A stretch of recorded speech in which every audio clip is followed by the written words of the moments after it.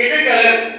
ফুরফুরা দারুল রহমাতুল্লাহ আলাইহি মুরিদদের দিকে খানকায় বসা, হঠাৎ করে মুরিদদেরকে বলতে থাকো, বাবা চলো আমরা বরিশালের নেসারউদ্দিনকে আগায় আনার জন্য যাই। সুবহানাল্লাহ। ওটা ফুরফুরায় গুঞ্জন সৃষ্টি হয়ে গেল। কোনদিন মুরিদকে আগায় আনার জন্য যায় এমন নজির কোথাও দেখি নাই, পৃথিবীতে কোনো নজির নাই। শামস শহীদ রহমাতুল্লাহ আলাইহি পীরের কাছে গিয়ে পদমবুসি করলেন, দোয়া নিলেন।